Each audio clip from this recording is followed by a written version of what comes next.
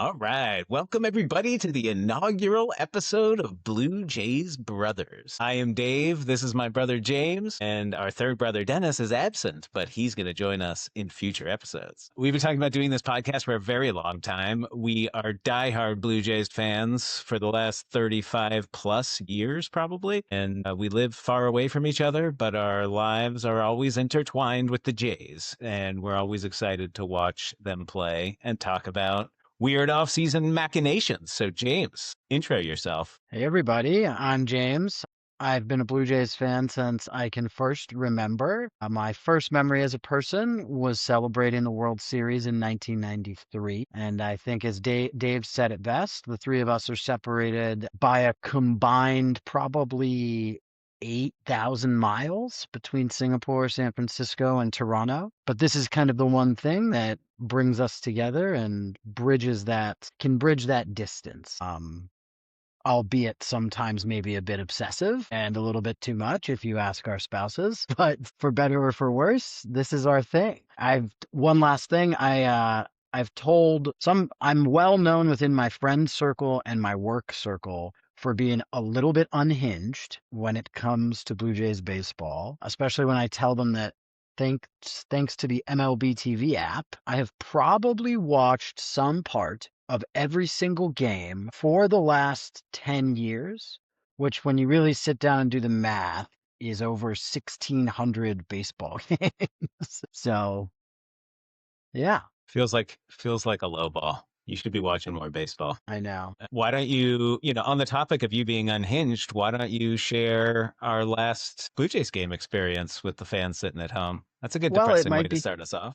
That's a little too soon, maybe, but sure. I was very upset upon losing Game 7 of the World Series and which we all attended, which was really cool. Which we all attended together as a family. From San Francisco and Singapore, we flew to Toronto, and we're brothers at the games, Games 6 and 7 at least, which were unfortunate.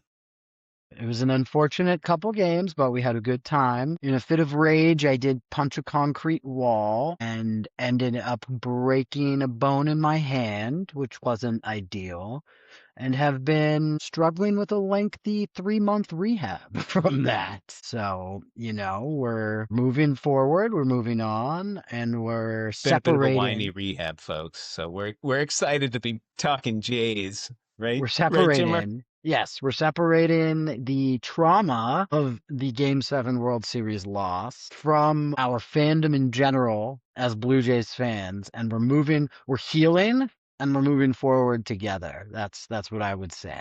But yeah, there's a lot wrapped up together there. That's well put.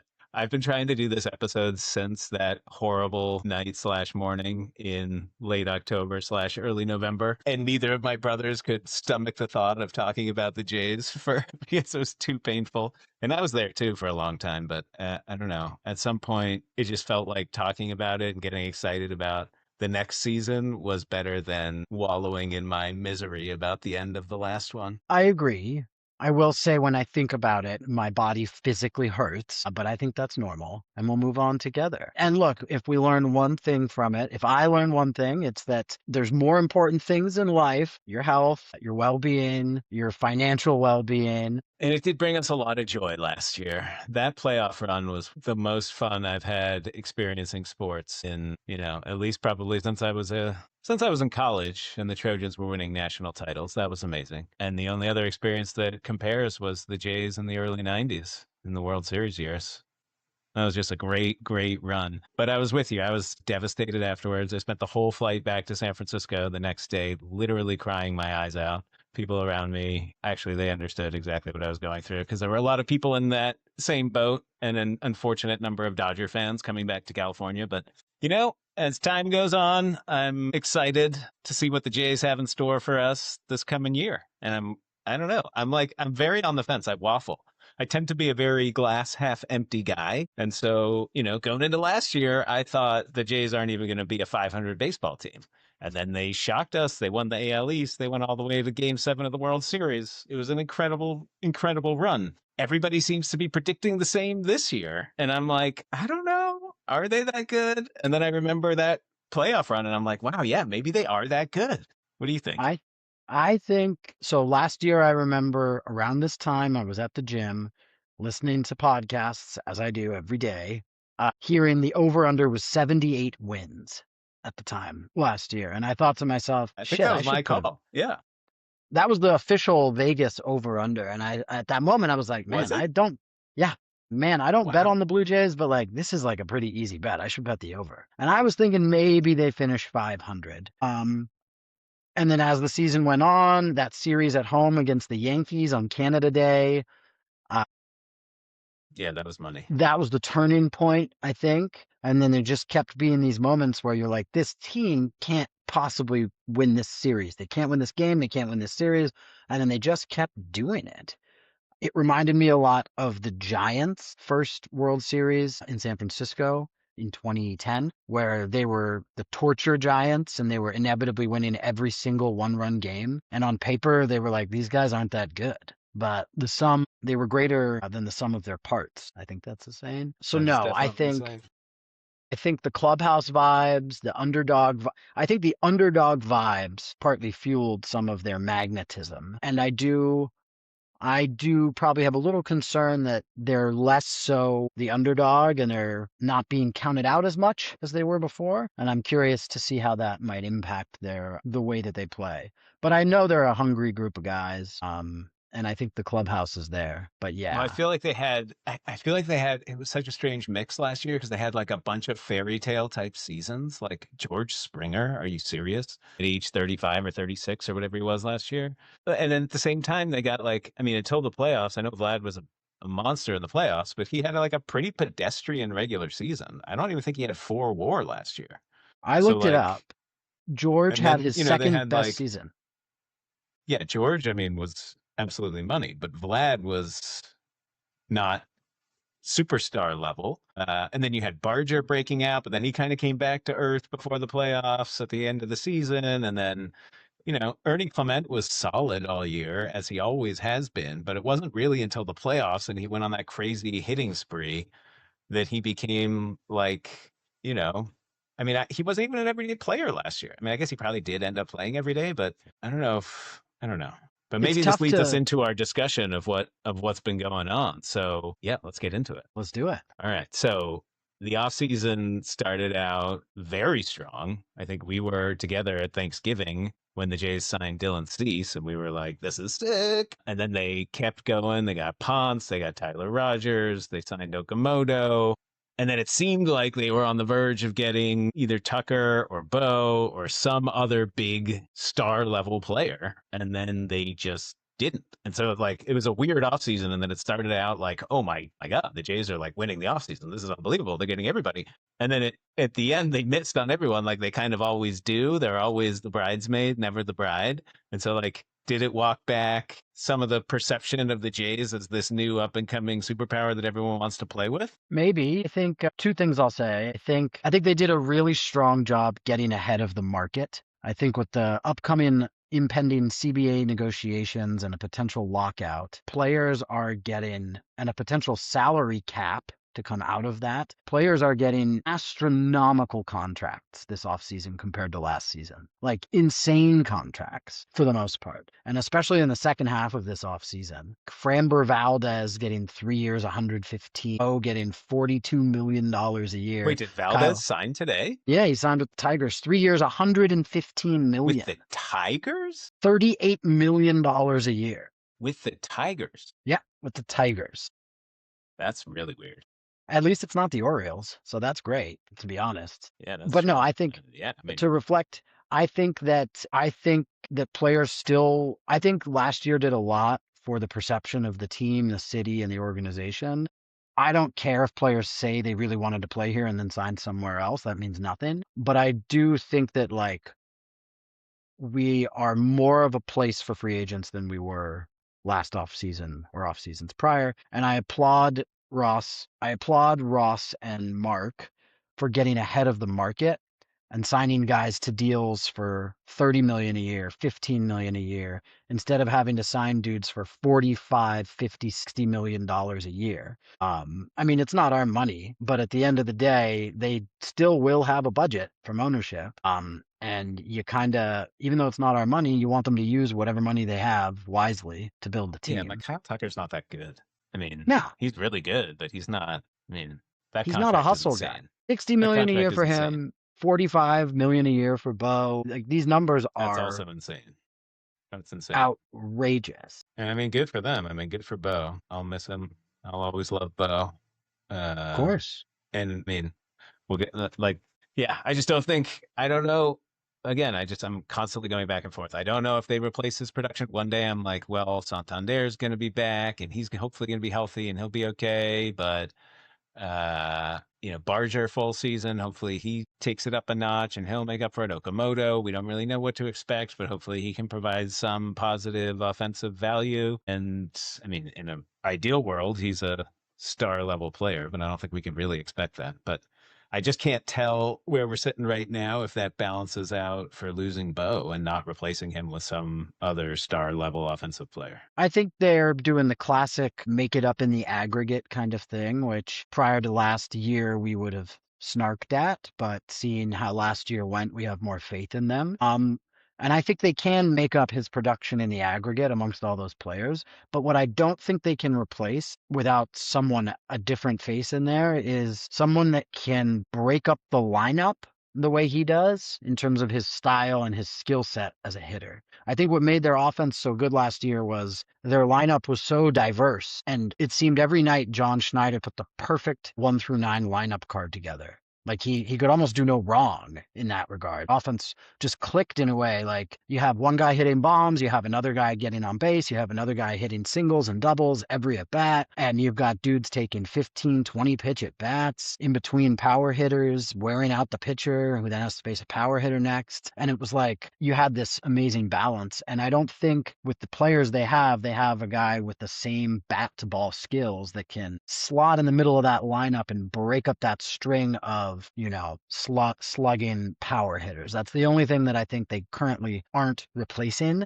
And I'm curious to see if their lineup can still click when you remove that contact skill and replace it with, say, a Santander who might hit you 30 or 40 home runs, but he's going to hit a buck 75, right? What does that do for those rallies that they were stringing together so consistently? We're gonna hate. We're gonna hate Santander. I think. But I yeah, mean, is just like such an outlier of a player on this team in being so positionally limited and so one-dimensional offensively. the only thing is he's a switch hitter, which is the literally only thing that you can think of that's like, okay, maybe he provides some additional balance, another look for the opposing manager to have to think through in the middle of that order, right? I mean, maybe he'll have 45 homers and prove me wrong. It'll be There's a solid case for a player like that on a team like this. we Gets might guys on base all the time. we might have a different style of offense this year than we did last year. And I know we He could only drive in lost Bo. 120 runs. Maybe they're thinking Okamoto can hit 300. I mean, he hit like 285 in Japan. Maybe they think that he can come over and hit a bunch of singles and doubles and a few home runs. I don't know. He certainly won't be any slower at running the bases than Bo. Well, I mean, I don't think you can count that against him from the World Series. He was playing on one leg, basically. No, not even that before that. I mean, we've just seen Bo. Never mind. Yeah. I don't want to comment on his physical Not changes. the best base runner of all time. I agree. All right, so let's go through the specific team categories and talk about how we think they did over the course, how the Jays brass did addressing needs and how the unit shapes up for the season. So let's start with the offense. Sure. I can go first. I think offense overall, and if we're looking at this through the lens of how did they do in the off season, not through the lens of what grade do I give their offense for this year. Is that right? Is that the Well, I lens? mean, I guess not. I guess I would say what grade do you give the offense for this year, and that will inform, I guess, the how we think they did in the offseason. Because I think that's what I care about more. Like, All how do right. you think the Fair. offense looks for this year? I'm going to go ahead and give the offense I'm going to give them a solid B. I'm going to give them a B for this year. I was inclined to give them a B plus, but I think some of the unproven nature of it leads me to give them a B. I think you have a few guys on there that you can really rely on. And even if George regresses, which he probably will, he's still an above average hitter. Even if Vlad doesn't take that next step, like we know he can, he's still a well above average hitter. You can rely on guys like Kirk. You know what you're going to get out of somebody like Varsho. The only reason I'm not giving them a higher grade is that I don't know what Okamoto is going to give exactly, but I actually do think he will be really good. And I don't think you can rely on Ernie Clement, Nathan Lucas, Davis Schneider, even Addison Barger. I don't think you can rely on all of those guys being league average or above average hitters again. That seems like a stretch to me. Maybe I'm wrong and maybe I'm pessimistic, but yeah, I would say overall a B on the offensive side going into this year. If they could get a table setter, a high on base, somebody with some speed to put in the top of that lineup before all those power bats, then I would probably give their offense a B plus or even an A. So this is where my waffling comes in. I feel like the offense is the hardest unit of this team to predict going into 2026. I don't know if we're going to get the 2025 version of these guys or if we're going to get the 2024 version of these guys, which was one of the worst offenses we've ever seen, and that whole season was just miserable to watch. And I really don't know. I want to believe that the 2025 stuff is replicable. And with a lot of guys, I think it is. I really think Barger is going to be a stud. I think he's going to take it up a notch and be a very solid two all-star level everyday MLB player. I think who else do I think is really good? I think Ernie Clement is really good, but I like him more as a super utility guy than as an everyday he's my second baseman guy. I like him moving around the diamond, getting into 155 games, even 160 games, playing everywhere, doing his thing wherever it might come up. I really like that. I'm a little concerned about anointing him the everyday second baseman. I'm not sure. I'm just not sure. I think Vlad's going to have a huge year also. I think his playoff performance has unlocked something, maybe, and we're going to see a monster year from Vlad. Now, what does a monster year from Vlad look like? I'm not sure it looks like 50 home runs, but it might look like a 340 batting average. He might be Tony Gwynn, and that would be okay. But I think he's going to have a monster year, and I think so. That's going to be a huge boon to the offense. I have no idea what to expect of Okamoto. I really don't. I feel like Japanese players come over, and some of them are just unbelievable studs immediately, and sometimes it doesn't translate as well. And I've never seen him play myself, so I don't know. But I am actually really excited. I'm really excited to watch him play. It's someone new who's been a star level player in Japan, which is not quite thought of as the second best league in the world. So I'm excited to see what he brings. I just don't know that I can forecast that he's going to be great. And so I'm also worried that we're going to see drops in production from Kirk offensively, from Varsho offensively, although maybe he makes up for it by playing more of the season than he did last year. But overall, I feel like everything kind of balances out, but losing Bo is the weight that drags it down. So I'm giving the offense a B minus, hoping they can prove me wrong. But I don't know. They could be an A and they could be a D. Yeah. And baseball's a game of adjustments. Last thing I'll say. And David Popkins was an absolute miracle worker in helping all these guys make adjustments. Does the league adjust back to David Popkins? Do you remember how many years we talked about, like, why can't they just fire Guillermo Martinez already? Like, something is not clicking with this offense. Like, and everyone's like, oh, well, the hitting coaches don't actually do anything. And then in comes a new regime. And then I'm like, well, we'll see this year, I guess. Pop is the man. But I will say, and baseball's a game of adjustments from year to year, right? You've seen wild swings every year. The bullpen in one year wins you a World Series. Another year, an offense can take you to the World Series, right? And I don't know. I think you see it with young hitters. They come into the league, they do really well, then pitchers adjust. At a macro level, does the league adjust to what David Popkins is preaching a little bit? And does that change things? Hopefully not. And maybe he adjusts back. So I think this year is a big test for David Popkins to see all those improvements he drove in, old dogs like George Springer, can those be maintained? Yeah. Can George Springer have another year like he did last year? I mean, I think he can come close. That was statistically his second best year of his career at age, 36? I think in a lot of statistics, it was his best year, wasn't it? Pretty The close, best yeah. batting average. 2019, which I don't know, I can't remember if that's when they were still cheating or not. Yeah, I think, and that, the only other hole I think in the offense is I just wish Santander could play other positions or not. I just feel a little bit like there's some redundancy in their lineup and the way they will have to deploy these guys. Like Springer needs to DH a lot. So are you really going to have Santander in the outfield for 130 games? That seems dubious. Springer should be DHing like 6 out of 7 days. Yeah. But that does mean then that you're going to put Tony Taters in left field for 120, 130 games. I mean, I'm fine with it, but like, is John Schneider really fine with that? I don't think he might not be. I mean, feel like what's going to be interesting is if Tony Taters doesn't hit, because you're right. In that case, he is just an absolute net negative. Yeah. And if he looks offensively like he looked last year, they might just have to cut that dead weight and Yeah. like let Joey Loperfido play or let Nathan Lucas play more. I don't know. I'd be fine with that. That would, if he can't hit home runs, he shouldn't be playing at all. That's really what it is. Because he offers zero value outside of them. Literally nothing. He's a net negative in every single other category. So All right, let's that'll go be interesting. rotation. The rotation, definitely given that I mean, A plus from my end. I think I'm a little sad to see Scherzer and Bassett go. I just love Have the they dog officially and signed elsewhere yet? no, they haven't signed elsewhere yet. So maybe one of them comes back, but I'm not holding my breath. I just love the dog in those guys. But I think building a team for this year, for the next few years, I mean, Dylan Cease is awesome, especially with some Pete Walker tutelage. I mean, you can basically turn him into a younger, different styles, but he's basically a younger Kevin Gossman in terms of what he'll bring to the team. So that's pretty incredible. And we don't often, it's not every offseason that the Jays sign a frontline starter. He's not an ace in the sense that he's a Tarek Skubal or a Garrett Crochet, but he's that next level down. Um, and I think now you can definitely say the Jays have two or three proven guys that would be number one starters on 25 out of 30 teams, probably 20 out of 30 teams. So the rotation I give an A plus. And this might be a hot take for later. I think Cody Wait, so Ponce. who's the second? You're saying Kevin Gosman would be the number one starter on 20 out of 30 teams? I think he might be. If you look at his ERA over the last 4 years with the Jays, it's like 3.4. That Yeah, but is, like you got to look at I mean, he's getting older. Look at he's last getting year and the older. year before.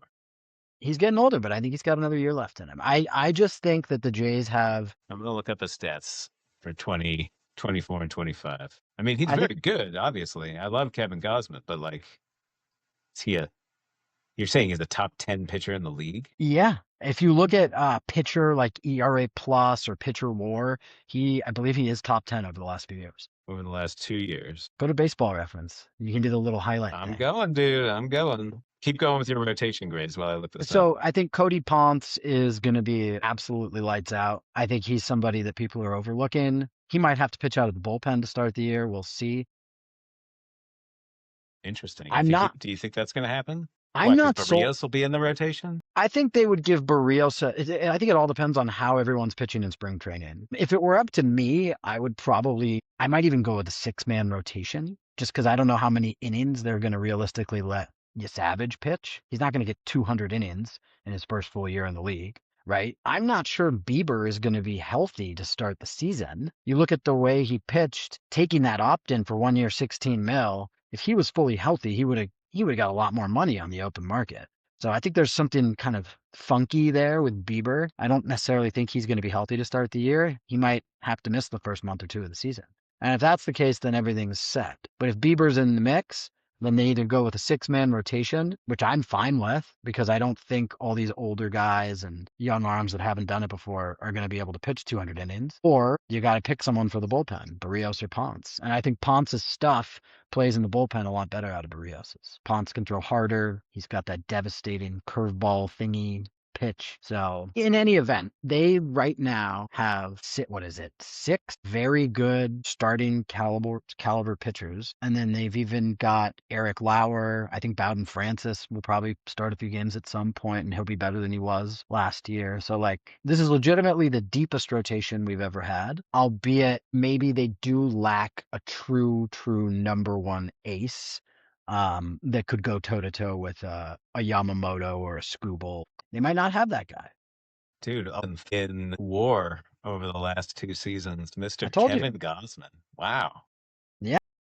That's impressive. Dylan Cease is number 6. Yeah. So that's what I'm saying is they just got all these dudes that they're not top 5. They're not gonna win a Cy Young. But you look at Bieber, And what he could be in that 5 to 10 range of WAR. He's been capable of that in his past. So yeah, Savage could do that easily. We just don't know. I mean, I feel like you gotta. I mean, I think your Savage is going to be really good. I'm worried about him having a full starter workload the whole year. What do you think? What would you give their rotation? I'm saying A plus, just because they're never going to get a Tarek Skubal or a Yamamoto. I just don't think that's in the cards for them. And they're certainly not going to I develop one mean, from scratch unless it's a Savage. I give the rotation an A for sure. I mean, what's not to love? I mean, Dylan Cease, incredible strikeout stuff. He's had weird ERAs over his career, so he's not, you know, he's number 6 in WAR, but I think WAR is a very strikeout heavy stat, and his ERA is like 3.98 over that 2-year period. Like that's not that great. In theory, maybe the Jays have better infield, maybe they have better defense than the Padres, but I don't know. I'm optimistic for Cease, but he's not a lights out, no brainer, obvious Cy Young candidate. I feel Gosman is very solid, but he's also getting older. And until I looked up what that stat you just cited, I was like, that's crazy. But I think we can expect a solid season from Gosman, but I'm not sure it's going to be ace level. And then I think your Savage is going to be good, but I'm worried about him holding up over the full year. Same thing for Bieber. And then I would love to see what Cody Ponce can do. I mean, you watch those videos of him from Korea and he looks nasty, like absolutely filthy. But does that translate? Does that carry over? I hope so. And Barrios, I don't know what to say about Barrios. He's such an enigma. He has been ever since he joined the Jays. He could be very solid and he could be absolutely horrible and anything in between, I guess. I will say he's got to be the best sixth starter in all of baseball. Yeah, I think that's a good point. I mean, would you go with So a yeah, 6-man again, rotation? no, I don't like that. Well, I don't know. I don't know. Maybe You do the math, it's because like give Bieber less work, give you Savage less work. Gosman's getting older. I feel like I want Dylan Cease going every 5 days though. if you divide 162 by 6, it's like 27 starts. So when you think about it that way, and you ignore guys' personal preferences and all that stuff, which in reality you shouldn't, but just for this, you're missing out on like 4 or 5 cease starts by doing that. And is that 4 or 5 wins that you don't, out of those 4 or 5 games, half those you lose? That 2 wins, you don't win the AL East last year, and you're playing an extra series, and you might not get to the World Series. So I don't know. My whole ethos for this year is I'm down. If the team is deep enough and good enough, I'm down to give everyone, pitchers, position players, everyone, extra rest as I would be compared to normal years past, because I now see how long a deep playoff run is and how grueling it is. And I start to realize I think Vladdy was gassed at the end of the World Series. Right. I think everybody was.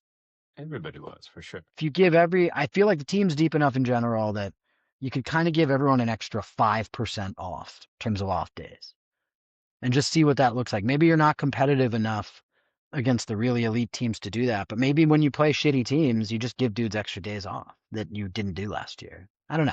I'm just curious to see if that plays into their thinking. I don't hate that. So you're giving the rotation an A. I I'm don't giving hate them an that. A. I'm giving them an A plus. Yeah. I mean, we should say it's February 4th right now. Happy birthday to our niece, Simone. Yes, happy birthday, Yeah. mommy. But I'm saying I would love for the Jays to get Chris Bassett back, and in the expectation that he's going to be primarily a hybrid weapon out of the bullpen. But people, I mean, how many starters do the Jays use every year? They go so deep. It would be, I mean, can't have enough starting pitching insurance in my mind. So He's a dog. He's an absolute dog. That's why I like it. I mean, the reason we got to where we did last year was that I believe in no small part to the personalities and demeanor of the guys on the team. And Bassett's a dog. He's an absolute dog. Scherzer, I think, brought a lot of life into that team that carried them through some tough moments in the playoffs. And they might not have got to where they got to without Scherzer's antics. I'm serious. I think the that clubhouse stuff stare matters. down of Schneider was legendary in the Seattle He's a dog. series.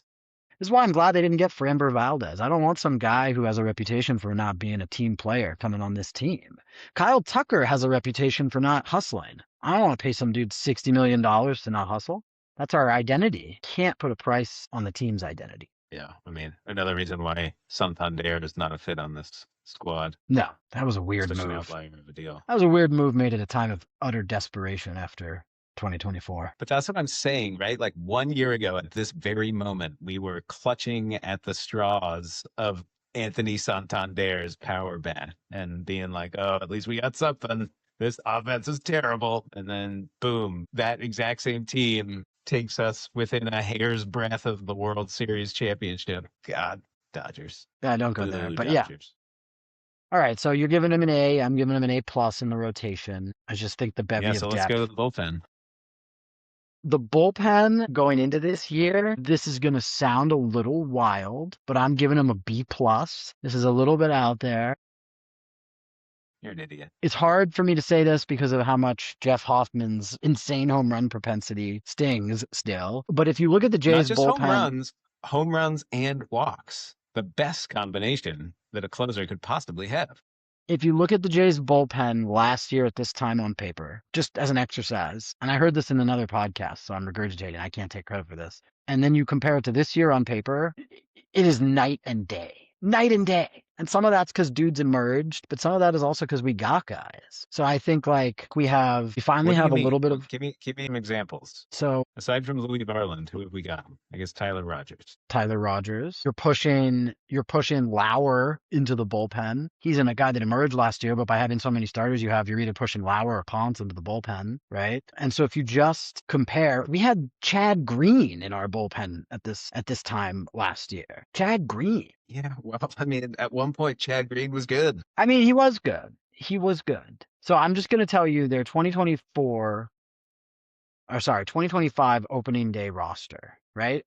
I think that's an interesting little thing. And I'm just going to list to Just go to you the bullpen. I'm going to list to you the names in the bullpen. So in your bullpen, you have Jeff Hoffman, Jimmy Garcia, Same. Brendan Little. You can say that same. Yariel Rodriguez, But he's gone. Jacob Barnes, Richard Lovelady, Nick Sandlin, and Chad Green. Nick Sandlin Okay. was good. I mean, he has been good. Okay. Chad Green Would you also rather has have been good. Would you rather have Rogers or Nick Sandlin? Tyler Rogers. Would you rather have Jacob Barnes? Would you rather have Chad Green or Louis Varland? Louis Varland. Would you rather have Richard Lovelady or Eric Lauer? Eric Lauer. Would you rather have Jacob Barnes or Braden Fisher? I guess Braden Fisher. Would you rather have Yariel Rodriguez or, in this theory, Cody Ponce? I mean, obviously Cody Ponce. So but again, Yariel Rodriguez was supposed to be better than he wound up being. And he showed flashes of being really good at times. And so that's what I'm saying with the bullpen. Like Braden Fisher, yeah, he had a great season last year. Do you necessarily think for sure that is going to be replicated this year? Because I definitely do not. I feel like he could be an absolutely awful reliever. And a year from now, when we're doing this, you're going to look at me and be like, Braden Fisher was on the opening day bullpen last year. And I'm going to be like, ooh, that was terrible. I don't know. Look, bullpens are volatile. I know that. Do I wish they would have gotten Edwin Diaz or Roberto Suarez? Absolutely. But I just don't think this front office is ever going to pay $20 million, $30 million a year or whatever they had to pay to get I feel like all the rules have gone out the window, and I think that's bullshit. I think this front office will pay whatever it takes to get the guys they want. I just feel like for whatever reason, they do not prioritize the high leverage swing and miss end of game, like lockdown closer. I think they've never gotten that guy. Never. So Trevor Hoffman is not that guy. I mean, Jeff Hoffman is not that guy. We wish it was Trevor Hoffman. My God. Trevor Hoffman was that guy. I would trade Jeff. I mean, there's a point in November last year where I would trade Jeff Hoffman for Trevor Hoffman. Like Trevor Hoffman at his current age. Yeah. Not a bad. Yeah, I mean, I wish Jeff Hoffman was better, but we all saw. He's not a closer. No, you're right. He's not a closer. And I think they're this team is a world's, like, if they don't win the World Series this year, it's a failure of a season. So like the expectations are astronomical. And I mean, we kind of saw what happens when you don't have a real closer in Game 7 of the World Series when you're trying to win the World Series by 1 run. Ugh. You don't win. And so, like, I feel like that was such an obvious need. It was the biggest need they had. And like Tyler Rogers, really good pitcher, also not really that lockdown, strikeout, end of game closer guy. And they didn't get one. And I don't understand why. Now, maybe they're going to go and do it at the trade deadline. That's totally possible. And you can get through half a season with a bullpen. Like I feel like aside from the closer, the Jays bullpen is really good. If they had Edwin Diaz as the closer, then I would say their bullpen is an A because like that pushes everyone else down a notch. But they didn't get Edwin Diaz, and he was out there, and they could have gotten him, and they didn't. And I don't know why. And yet they went out and gave Dylan Cease 7 years. And I'm excited they did that. I'm glad they did that. And they were willing to give Kyle Tucker 10 years and $350 million. Like, you can't match what Edwin Diaz got. Like, just pay the man. Get that lockdown guy. That's how you win the World Series. We just It saw is it. how you it is how you win the World Series. And I think, well, what they might do, not to play devil's advocate, but maybe that's also partly why they invested in Dylan Cease. If someone else were to start Game 7 of the World Series, maybe it's Dylan Cease coming out of the bullpen to close that game down the way the Dodgers use Yamamoto, right? Maybe that's part of the thinking too. I don't know. I think that's probably part of the thinking now. I think we've seen the thinking of I don't baseball. think that's not part of it. Well, I mean, maybe it is. I don't know. I mean, he's a high strikeout guy. He might have a 4 ERA in the regular season, strike out 250 guys, and maybe Gossman's starting Game 7 of the World Series, but you're bringing this dude in to just, I don't know.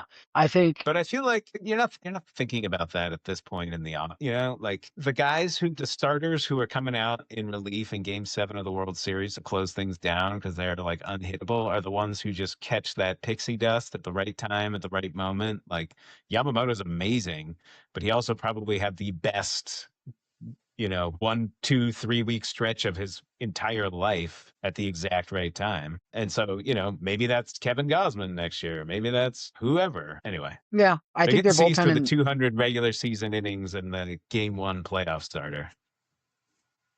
They're not yeah, getting him I for game 7 closing duty. no, but I guess I think their bullpen mirrors their rotation in a lot of ways. They have a lot of good pitchers, a lot of dudes in their rotation. They might have 5 guys that have an ERA between 3 and 4. They might have 6 guys that have an ERA between 3 and 4, but they probably don't have a guy who has an ERA under 3. And I think their bullpen is similar to that in that they have a lot of good arms, a lot of dudes who would pitch the 7th or 8th inning for most teams. Jimmy Garcia is really good if he's healthy. If he's healthy. If he's healthy. Right? Louis Varland would be a setup man on most teams. He's got electric stuff. And so I just think if they had I'm giving him a B plus because if they went out and gotten Edwin Diaz, I'd give him an A plus. And they didn't. And I still think they did a good job. I like Rogers. They just got Rogers and nobody else. I mean, think about it this way. I'm happy they didn't bring back Sir Anthony Dominguez. I'd rather give someone else a shot than Sir Anthony Dominguez in that role. Fine. Right? Like, I don't know. I just think bullpens are unpredictable. And I don't know. I'm curious to see what Jeff Hoffman. Do we see a different Jeff Hoffman this year? Does he like work in a new pitch? Does he does he beef up more than he already is? Does he add some velo? I don't know. It's a very interesting human storyline. Like how that dude recovers from that and what he looks like going forward is a fascinating thing. Just take the baseball fandom out of it.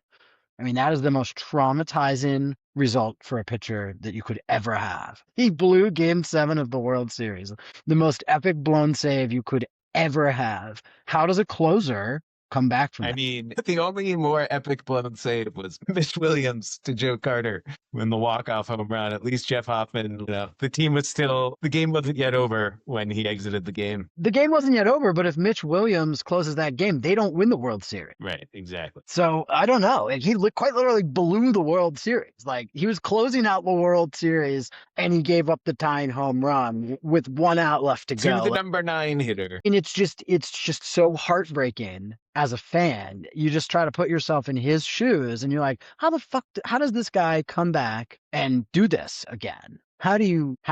And like, does he look different? Does he do something different? Maybe, who knows, man? Maybe he's a completely different guy and he just dominates. Wouldn't that be an amazing, like, if he were to be like the top closer in baseball in the regular season next year, does he win comeback player of the year? Has a closer ever won like AL comeback player of the year when they weren't like not coming off an injury? That's a really interesting question. Just like come back as in you sucked last year and now you're Well, really good.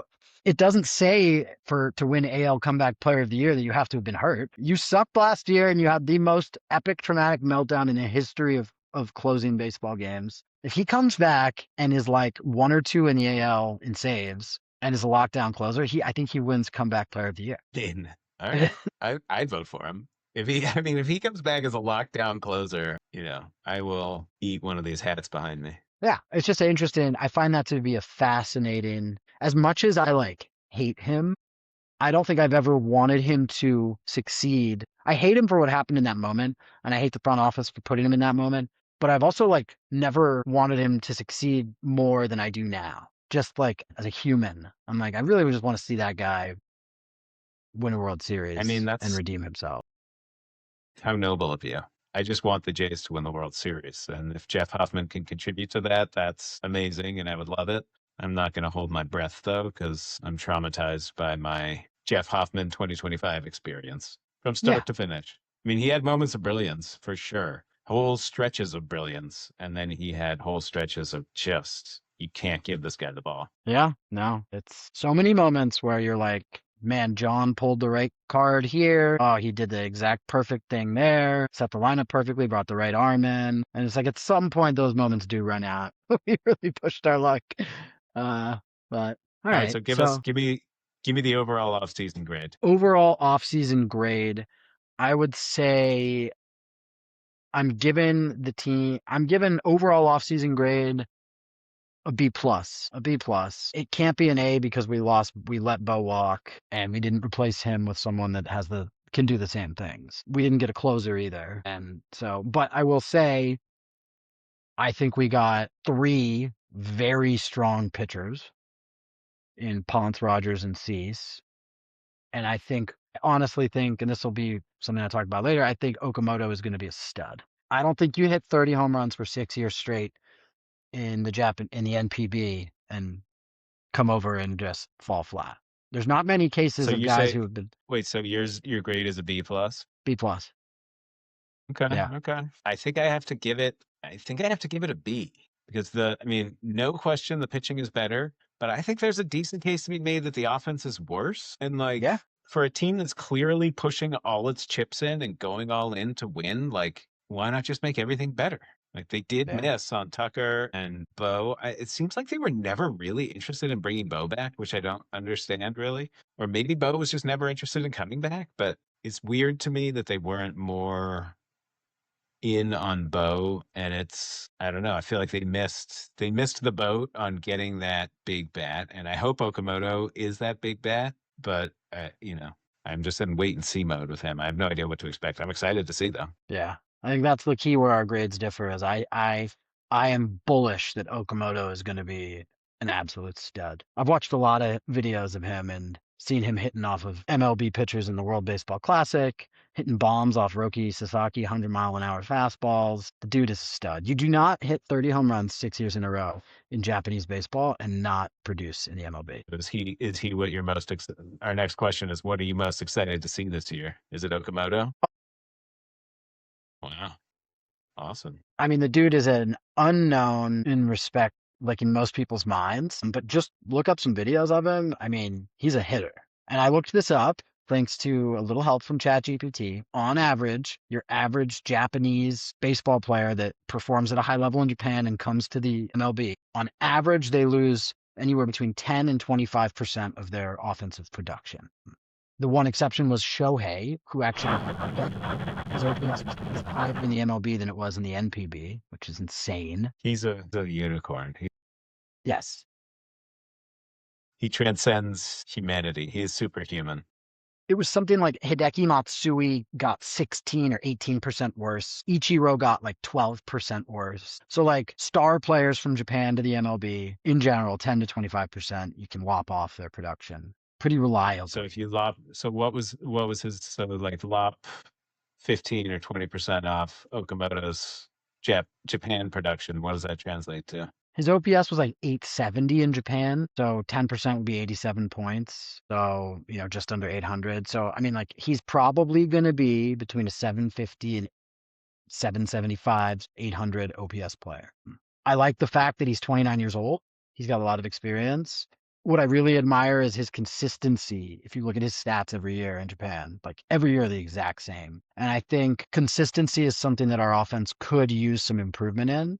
You look at Barger, Clement, Varsho. I mean, all MLB hitters are going to have streaks. But when I look at a guy's stats, no matter what league he's in, and he's got the same OPS for like 7 years straight, I'm kind of like, okay, that's a dude who knows his routine and is probably pretty consistent. And I just think his power will play. He hits fly balls. He hits the ball in the air. He's a big, strong dude, and he makes contact. So like he pulls the ball. So I think he's going to hit 25 home runs, and he's going to hit for a 260, 270 average. I think he's going to do what Barger did last year, but like a little bit better and more consistently Well, on that the brings me offensive to side. what I'm most excited about, which is the ABs, baby. And I'm talking about Addison Barger. I think this guy's a stud. I think he is the next Blue Jays star, homegrown star. I think we're looking at like a 3-4 win season from Addison Barger, maybe more, to be honest. Like I could see him putting up a 5-win season. I could see Addison Barger, having it, let's say 30 dingers. I could see him hitting 30 dingers pretty easily and having a 820 or higher OPS over the course of let's just go out all in. Addison Barger is going to have an 850 OPS and hit 30 home runs this year. I mean, that's your hot take. 30 home runs and an 850 OPS. And he's going to lead the league in outfield assists. That I believe. That I will buy 10 times out of 10. I think I he's a love that stud. hot take. He's I an think he's a absolute stud. stud. And then, like, every time I close my eyes, I just think about Addison Barger hitting the baseball. Remember that grand slam in game one of the World Series? Oh my God. I was just so sick. I mean, yeah, he hits the baseball with such force, authority, and violence that it's just fantastic to watch. And I'm very excited to see it. It is incredible to watch. Watching him run the bases, watching him throw the ball, watching him dive and catch the ball. He does everything. He does everything full on, and that's the But yeah, identity. That's the he's a identity you beast. need. He's a monster. 50 OPS. This is a dude who has uh 200 games played in his career, almost 700 at bats, a little over 700 plate appearances, career 708 OPS. So that's interesting. That's Yeah, a hot it's a big take. leap. It's a big I mean, leap. the raw power is there. I guess can he strike out a little bit less, find a way to walk a little bit more, and that'll bring his OPS. I think That's he's. really the I question. mean, I think he's going to be great. I'm very excited to watch him play. I mean, the improvement from last year, from 24 to 25. 24, he played half a season. 25, he played a full season almost. And his OPS jumped 155 points. So, and these are not like tiny sample And what did sizes. you He played what did you say his career OPS was? 708. So if it jumps another 155 points, what does that bring him to? Well, it brings him to over 850. Yeah. And he was That's what I'm 756 saying, OPS. brother. He was a 756 OPS last year. So he just needs to gain 90 points to make your projection work. And he could do it. He's young enough. I think if they let him play one position, here's what I'll say, and I'm curious if you agree. Do you have him just playing one position so he can focus more on his hitting? Absolutely not. I You think want he to move him? thrives. I think he thrives in this Blue Jays identity of anyone can play anywhere and do anything. I think oh shit. I think he should play third. I think he should play right. And I think he should bounce around. Make use of that cannon from every corner of the diamond. That's fascinating. Where is he more valuable defensively, third base or right field? Well, I think with the current construction of the team, right field. Well, yes, but I mean, that's why I was very puzzled by the Okamoto signing in a way because I think Barger is an outstanding third baseman, and I would have loved for him to play there every day. I That's not think going to he's an happen now. outstanding outfielder too. I mean, it's kind of like Vlad. I feel like unlocked something. I feel like Barger really unlocked something in the playoffs. He tore it up, and I think he's just going to keep running. He's going to keep running that thing. I mean, yeah, he was incredible in the playoffs. 1025 OPS. Yeah, that's what I'm saying. Unbelievable. Unbelievable. All right, so what are you least excited to see this year? Oh, boy. Honestly, and not to beat a dead horse, I'm very pessimistic, just super pessimistic and don't really care at all to watch it. Anthony Santander. I'd What say I that's a good one. saw, I mean, all I saw of him last year was a dude who is slow. His bat speed is slow. His foot speed is slow. Can't field in the outfield. I'm like, I just don't. My biggest gripe of Jays teams in years past was like, oh man, these guys are swinging for a home run on every damn swing. Like, this is so frustrating to watch. Just like get a good swing on the ball, and if you hit a home run, great. And if you don't, something else good will happen. Stop just closing your eyes and swinging as hard as you can. That was frustrating to watch in the early 20s. And I think the identity we built last year, I just love it so much. Like, this team makes good contact. They have good at bats. They're not trying to do any one particular thing. They're just looking for a good pitch and doing what they can with it. And I don't think he's capable of playing like that based on what I saw last year and just looking through his stats in his career. I mean, this is a dude whose best on base percentage in a year was like 305. So I don't know. I I just don't. Sure, he's gonna hit some home runs. That'll be fun. But like, yeah, I don't know. I would rather see like a more balanced lineup and just a better approach. It's more enjoyable to watch to me. So yeah, least excited about him. What about you? Well, not to make this a shit on Jeff Hoffman podcast, but I'm really not excited to watch Jeff Hoffman try and close baseball games. Really wish they'd gotten a closer this year. I don't know. I mean, maybe they're not going to let him close games. Maybe Varland will be the closer, or Jimmy Garcia if he's healthy. I don't know, but I'm not excited to see Jeff Hoffman coming out of the bullpen with a 1-run lead. Yeah. No, that's fair. That doesn't excite me either. Unless He he does not pulls an inspire AL confidence. comeback, unless he pulls AL comeback player of the year. It's not going to happen, Jim, but we're going to keep hoping. What a story it would be. What a story it would be. All right, so give me one hot take for 2026. All right.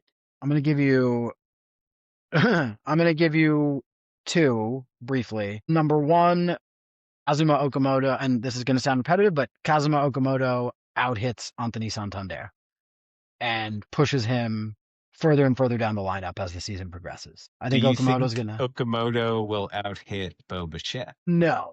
I think Bo Bichette is like career what? Like a 840 OPS player, 830 OPS player, right? He's a dude. I think Okamoto will have more home runs, but he's going to have a significantly lower average than Bo. He's not going to hit as many doubles. I think he'll probably walk more. I think in the end, Bo will slightly out-hit Okamoto by a factor of like 5 or 10%. I think Bo might have an 830 OPS and Okamoto might have an 810 OPS. But I think Okamoto is going to be like our third best hitter. That's kind of my hot take. After Vlad and George, Okamoto might be our third best hitter. That's a hot take. We don't know what we're going to get out of him. I mean, you're forgetting about Barger, but sure. I just think he's a professional, and that's my hot take. My other pseudo hot take, which sounds a little crazy, I think Cody Ponce is going to have more wins and a better ERA than Shane Bieber or Jose Barrios. At least Shane Bieber and Jose. I think Cody That's Ponce pretty is hot. probably our third best pitcher.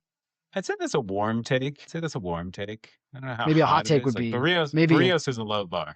okay. Bieber, Maybe a hot take the is only reason I say if Bieber was healthy all year, I would say that's a hot take. all right. How about Cody Ponce is going to have a better ERA than Dylan Cease? That's a pretty hot take. That could easily happen. That one burns my tongue a little. It Yeah. gives me that like ouchie on the top of my mouth that I feel every time I take a bite of something for the next like 24 hours. Yeah. Well, so you think that's a hot take in a bad way, meaning that Dylan Cease could be really not that good? I think it could be a hot take in a good way. I mean, it could be both, Yeah. but I think it's a hot take. Yeah. I mean, you're paying the dude's making a And I do third think in money. I think it's, there's a world in which that happens. I don't think it's out of the realm. All right? I like What's that. your hot take? Sorry, I did two. That's fine. Let's see.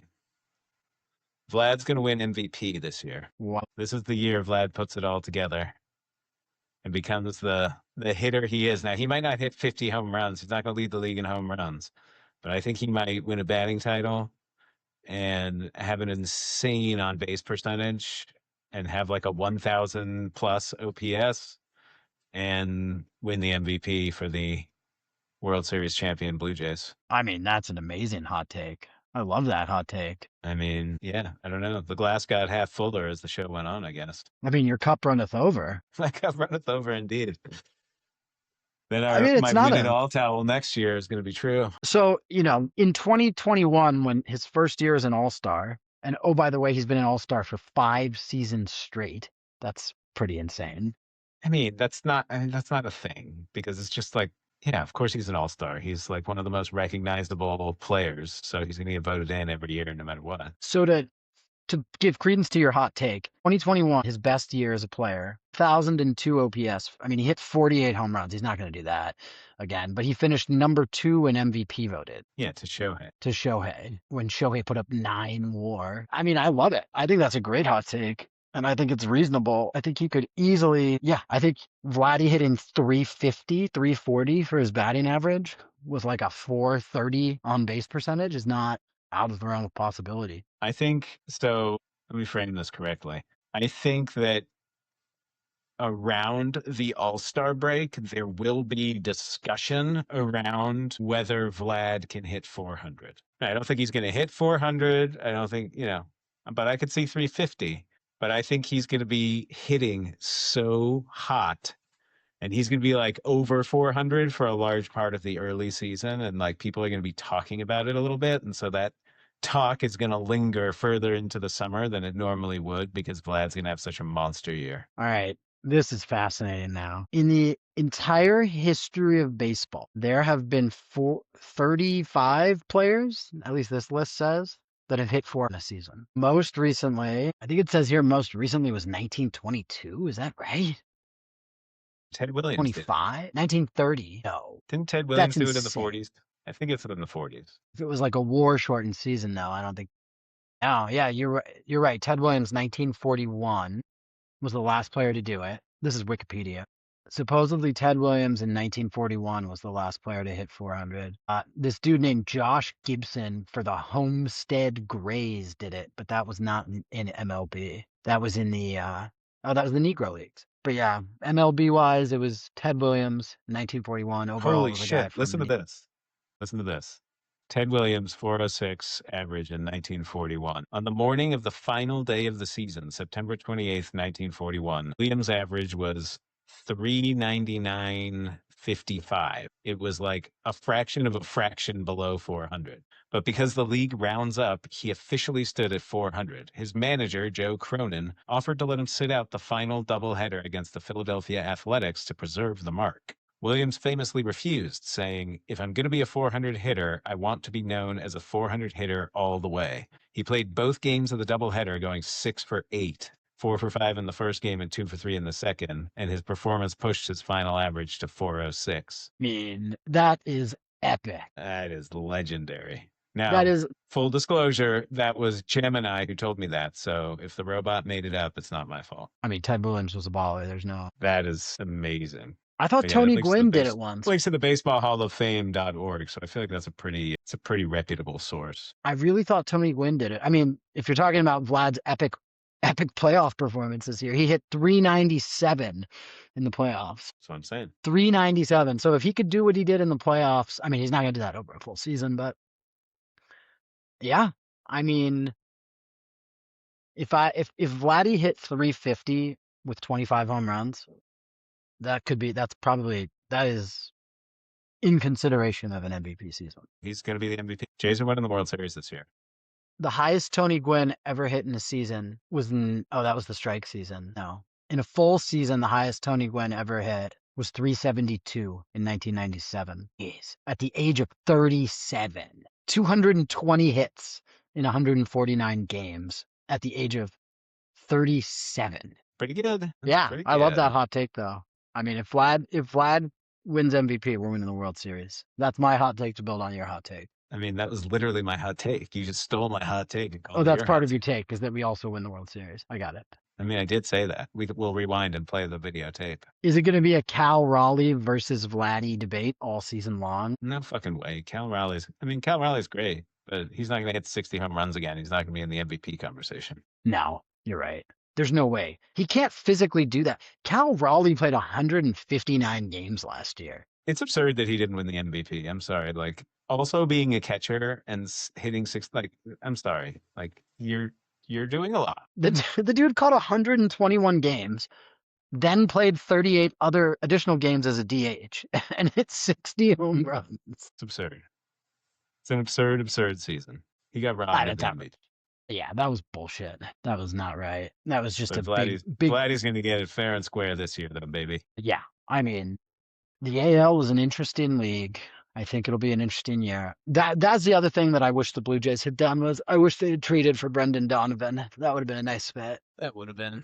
I mean, I guess like to end on a note of optimism, like the bullpen is fixable mid-season. Yes. You know, so like they could go and get an amazing closer at the trade deadline and address what I think is the biggest glaring weakness of this team, but they should have done it already. I agree. And I think with all of the pitching they've signed, they have enough buffer in the organization that they can trade away some pitching prospects for a closer, right? You look at the next few years, you've got Savage, you've got Ponce now, you've got Cease, that's more than half your starting rotation for the next 3 seasons. Will Or Ricky 2 seasons. Tiedemann make an impact on the Jays this year? Maybe Ricky Tiedemann will be their closer. That's a hot take. Yeah. I mean, Ricky Tiedemann has I electric don't know. stuff. I haven't heard anything about him since his return from TJ. Does he still look as electric? I mean, did you know his first name is actually Tarek, like Tarek Skubal? I did not. His name is He goes by Tarek Ricky? Lenny Ricky Tiedemann. Tarek Tiedemann. That's a cool name. I mean, here's an article from 4 days ago. Blue Jays forgotten 99-mile-an-hour hurler tabbed for big comeback year. Oh, look at that. Dude, I That's mean, fast. the kid throws triple digits from the left side. We're talking about lockdown arms in the bullpen. That's your answer. I mean, okay. Also, another thing that needs to happen for this team to take that next step, and we saw this last year, who is this coming year's Trey Savage? Who is this coming year's Addison Barger? Is there going to be like one pitcher or one position player that just comes out of nowhere as a rookie and is just another positive developmental story that contributes to the team? I mean, Ricky Tiedemann, maybe it's Joey Loperfido. I was going to say, I feel like Loperfido is deserving more of a look. He played well last year. He was great. And that's why I'm saying, like, having Santander on this team is kind of annoying because he's blocking the next wave of outfielders as they were. Loperfido was great last year, and he's you don't put too much stock into this, but he was a high draft capital guy. He was a 7th-round pick. Yeah, he was a solid prospect. Anytime you're a top 10 pick, especially coming out of college, top 10-round pick, that's a big deal. I just wish that we had someone that could play second base that wasn't Ernie Clement every day against right-handed pitching. That's where I'm at. If it was Brendan Donovan, okay, that's off the table. Go get somebody. Get somebody. Or maybe they can call up some random dude who'll be good at that. That sounds promising. Maybe Davis Schneider takes a step this year and is better at hitting against right-handed pitching, and he's your everyday second baseman. Schneid's had a great year last year. I mean, I love Davis Schneider. He had a 797 OPS last year. It's incredible. A 361 on base. That's incredible. I mean, I don't know how he did against right-handed pitching, but, he did that in 82 games. He got half a season's worth of at-bats. I don't know. All right, I got to go to bed. Yeah, bro. Well, this was fun. This was my first ever video podcast I've recorded, so sorry if I was a little nervous. We're still recording. Or you're not going to edit this. Are you apologizing to me or to the audience? Probably to our viewers. I feel like I'm just getting into my stride now. We got a lot of viewers. They're going to love this stuff. We have so many viewers. Tons of people are viewing us. I mean, maybe we'll get Diener on here for episode 2. Davis Schneider, last thing I'll say, Davis Schneider is a reverse splits guy. He had a 915 OPS against right-handed pitching. Yeah. Unfortunately, he only had 81 at-bats. They didn't really give him a shot. But maybe that's your answer. Maybe Ernie Clement maybe Ernie Clement is not your everyday second baseman. Maybe it's Davis Schneider. In 81 at-bats against right-handed pitching last year, he hit 7 home runs.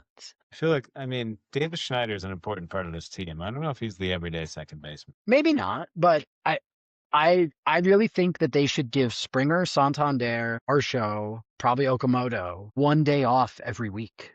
You can't do that with Vladdy because he's your star. But if you give each of those guys 1 day off every week, that amounts to 25 or 30 off days. Let those guys find a game every week where you can rest one of those dudes. Sure, if you're playing the Yankees, play them all, leverage your best lineup.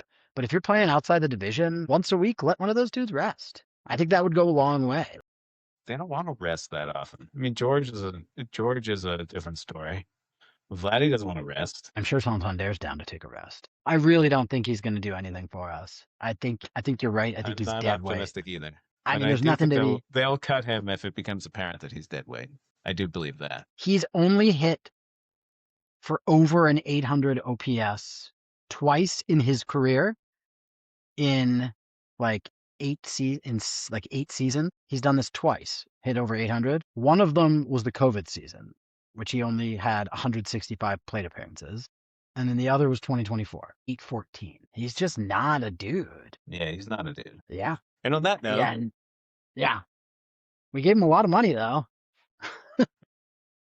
A well, shit it's not ton of our money. money, so who cares? This is why Suarez we didn't gets get 1 year, Edwin. 50. This is why we didn't get Edwin Diaz because we're paying that Tony Taters 18 Yeah. mil a year for the next half decade. You're giving Tony Taters what, 5 years, 20 mil a year, and Suarez signs for 1 year, 15 million. That looks so bad. That looks so bad. Anyways, All right, that was bro. fun, brother. Yes, indeed.